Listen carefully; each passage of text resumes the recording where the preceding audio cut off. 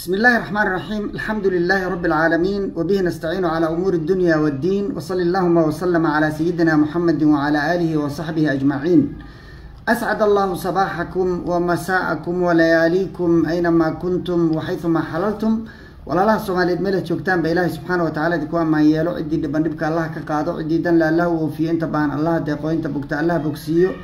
انت دمت الله ونحرستو والدينتي أن الله ونحرستو أنا الله نوغدب نحرستو dalka diinta dadka iyo dawladnimadaba ilaahay subxaanahu wa ta'ala inoo badbaadiyo. ma kelmad waxaan ka waranayaa argagixisada oo lagu duqeeyay meelo badan sida meesha la yiraahdo qurac, meesha kale oo la yiraahdo daray, buqo iyo madow oo dhibaato badan loo geystay. waa bogaadinayaa. waxaan dawladda Soomaaliya weydiisanayaa ama weydiinayaa sababta aan loo duqeynayn kuwa Hiiraan iyo meelaha banaan degan iyo jilib iyo magaranaysa baraare iyo iska wareegayo oo meelaha tababarada ku qaadanayo aan loo duqeynayn. ma fahmin wax ay dawladdu ku hawlgeli karto oo marka ay dhihi karto waxbaan qabanaana maaha duqeyntu. dawladda waxaa la rabaa shaqo run inay qabato. waxaan bogaadinayaa aad iyo aadna ugu amaanayaa halkaana uga hambalyeynaya qoorqoor iyo dawladda Galmudug oo bilaabay inay u gurmadaan dawlad goboleedka dariska la ah ee Puntland oo uga gurmanaya la dagaalka ay kula jirta argagixisada. dawladda gabtay shaqadeedii marka inay dadkii ka hooseeyay isku tashadaan oo maamul goboleedyadu shaqo qabtaan inuu qoorqoor hormuud u noqday waa ku amaanaya, waana ku bogaadinaya, waxaana leeyahay guuleyso. qodobka labaad oo aan rabay inaan kelmad ka iraahdo waa qaad lagu gubay Muqdisho qaad lagu gubay waa wax la yaab leh. Muqdisho qaad baa lagu gubay sababtoo ah madaxweynihii baan keenin. kan waa qaad ku dhow ilaa 40 jawaan oo bad iyo beriba laga soo qabtay. mana aqbali doono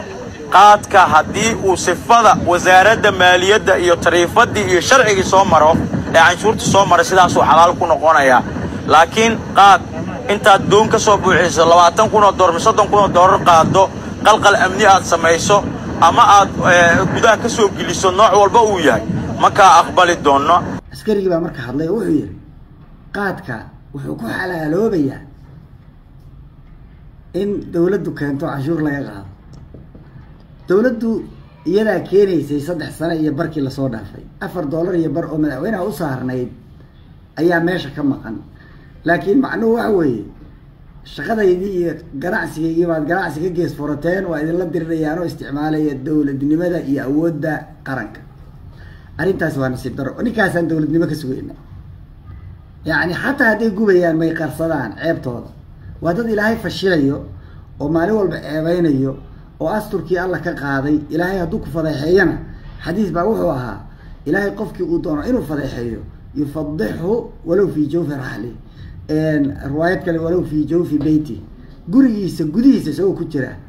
dembi uu qofku galay buu ilaahay fashili karaa markii uu damco inuu fashilo. ceeb aan taa yani ceeb taa ka weyn ma garan karno. waxaan ogahay in Kenya ay lacagti qaaliyeysay qaadka oo almost 2 laab ka dhigtay, iyadoo laga yaabo inay ka dawaaqayso inaan cod la siin la taageerin ninkoodii u sharaxnaa ma garanaysaa hogaamiyaha ama chairmanka midowga Africa. waa dawladuhu saasay u dhaqmaan markii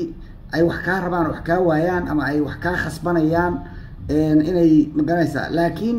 hadalka isweydiinta leh waxay tahay inagu EAC baan galnay, dawladahaasaan ka tirsannahay, aaway wixii aynu ku lahayn oo ahaa inaan fiisa free helno, inaan Kenya orod kaga imaan karno, Tanzania imaan karno, wadamadaas oo dhan tegi karno, Uganda. aaway arrintaasi xasan wixii uu dadka u sheegayay oo ahaa ganacsatada aan u fududeynayaa inay meelaha ka ganacsadaan. awal baan sheegnay ganacsatadu waa joogeen already, wax ugu darmayana ma aragno. arrintaas marka waxaan leeyahay ceeb bay ahayd ninka la yiraahdo Xasan Sheekh ku dhacday. qaadkii markii uu midhaa wadadii uu ku keeni jiray intiqaali laga dhigay waayay dad ku soo geliyay black market inuu yiraahdo waa idinka gubayaa because aniga maaha ninka keenay. waa nasiib daro. madaxweyne u isticmaalay awoodda dawladda dad shacab ah oo isagu xukumo oo kolley darooga gaday. anu daroogada in la gubaan rabaa أما يسوي هكذا مع عدك لكن إلا جبان ربع لكن دولته وحي أفكار كتير وعسكري بوليس كاي شيء وحقات وحلال كل غنية حلال شيء حرام حسن بابحية مثل ربي بابحية إلهي وحنا القرآن كنقول ولا تقولوا لما تصف ألسنتكم الكذب هذا حلال وهذا حرام لتفتروا على الله الكذب أفكينا كوسا مايننا إذنكو إلهي كبين أبو رنيا شيء أنا حلال أي شيء أنا حرانا وتشدد أكل ذهن أي تهاي إن إلهي كبين أبو رتان ربي بحلاش إسكاله هي حرانته ربي وحي وحرمي بحرانا وحي حلالين وحلال قاد وحرام لكن دولته وحي نور شيء يسا هذا يدو كنتنا إنه حلالي هاي هذه عيد كلا كنتنا إنه حرام تهاي أرنتاسنا وأرن رنتي ميل كدعة ميل توين تاورز oo ka kooban laba tower waxa uu ku yaala xaafadda Parkland gaar ahaan Ring Road waxa uu saaran yahay xaafadda Westland gurigan waxa uu ka kooban yahay 4 qol iyo qolkii shaqaalaha ee DSQ-ga musqulo jiko iyo balkoono gurigan waxa uu leeyahay adeegyadii oo dhan sida 4 lifti oo tower walba uu leeyahay CCTV camera security 24 saacadood motor elbiod parking masaajid dugsi quraan goobaha caruurta ay ku ciyaaraan farmashiye supermarket iyo dhul weyn oo loogu talagalay in dadka degan guriga ay ku lugeeyaan waxa gacanta ku haya dhismaha gurigan culimo u diin Soomaaliyeed oo horey u soo dhisay guriyo waaweyn ka faa'iideyso fursada guriga Zamiil oo la iibinayo qiimo aad u macquul ah oo ku raali gelin doona fadlan la xiriir ciwaanada iyo taleefanada shaashada kaga muuqda Zamiil Twin Towers qodobka igu dambeeyay madaxweynaha khudbeeyay isagoo ka hadlaya meel laga furayo isbitaal khudbadiisa hadalla badan oo isduqeynaya oo iska soo horjeeda ku jiray laakiin waxaan la yaabay madaxweynuhu wuxuu yiri dadka mikrofoonka goortay qabsadaan iska hadla oo dareenku ka tago waxay u baahan psychological treatment ama in maskaxiyan loo daaweeyo waa runtii waa cudurro jira phobia wax la yiraahdaa jiro qofba wax ka qabo qofba meel dheer guri dheer oo dabaqa aan fuuli karin qof baan diyaarad raaci karin qof baa hadii albaab lagu xiro naftu inay ka dhacdo khatar u galo phobia ka qaba qof baa ma garan madaxweynuhu wuxuu ka mid yahay dadka ugu horeeya oo mikrofoonka goortay qabsadaan waxay doonaan ku hadla wuxuu u jawaabayay dabcan madaxweynihii hore Sheekh Shariif Muuse Suudiyo Sheekh Shariif isagu meeshu ku arkaba cayrsanayo le ninkii iska neefsaha iska neefsado alla ilaadaa iska neefsaday oday 80 jira oo kharafa hadaad maqasheen waka waa ninkii magacyada lahaa oo waligiis warlordka ahaa oo isagoo dilaa oo dadkii baabashay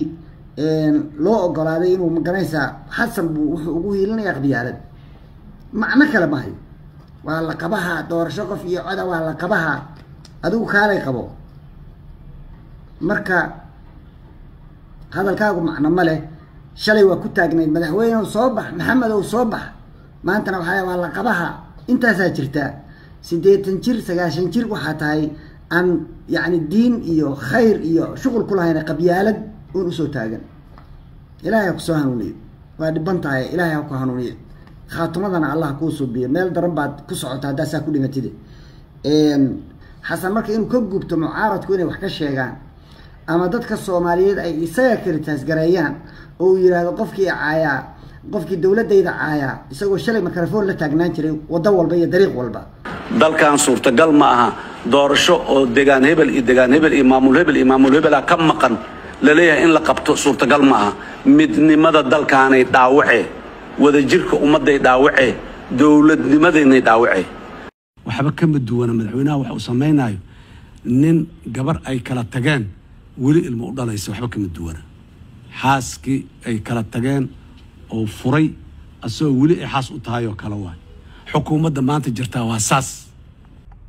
maanta iska barbar maro oo cid dad kale markay hadee guri waxa la yiraahdaa hadii habarta iyo odaga reerka hadii ay gurbaan tumaan dabcan carruurtan maxay sameynayaan guriga joogtaa fa ina ayagana daans ciyaaraan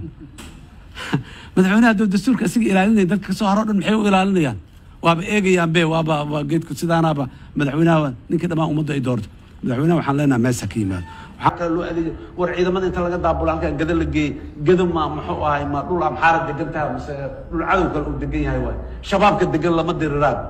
dadka inay caburiyaan u joogo inta ka daabul xagga geey kuwa kala Soomaali ah ku dib inta ka qaad xagga geey xamar jidkiisu ku soo baxay warbaa ilaahay yaqaan alla wiilasha ciidamada khaasatan wiilka saakay saadaqa lagu bedela leeyay maxaa lagu sameeyay waryaa hooy farxaanow dhiiqa lugaha lagu geliyo waa musqul god qodan oo wasakh ku jirta lugaha lagu geliyo ha gelin maandhow gacaliya ha gelin waa wiil yara taa mustaqbalaad leedahay 30 sano 40 sano 50 sano hor la cimriga ka dhibna hadii ilaahay ku siiyo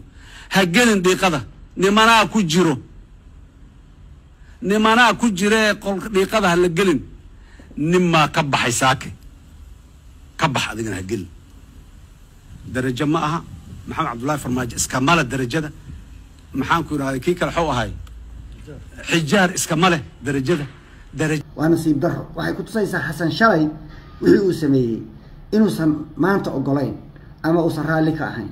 macnaheedu maxay tahay shalay wuxuu sameeyay wuu ogaa inay khaldan yihiin waa nin khariban oo dawladnimada la direeyay shalay markuu badbaado qaran ahaayo mikrofoonada watay oo hebel uu dhiiqa lagu galiyo haya uu banaanada la taagnaa xasan muusan garashada hadda uu leeyahay ma jirin miya nin ma garanaysaa marka isduqeynaya 24 hours oo isagu isugu filan duqeyn ayaa madaxweyne inoo ah nin anigu haddaan qaadka keeno xalaal waay hadday cid kale keentana xaaraan waay la soo taagan baa madaxweyne inoo ah ilaahay subxaanahu wa tacaala dalka iyo dadka ha badbaadiyo intaasaan oranaya wabillahi tawfiiq asalaamu calaykum waraxmatullaahi wabarakaatu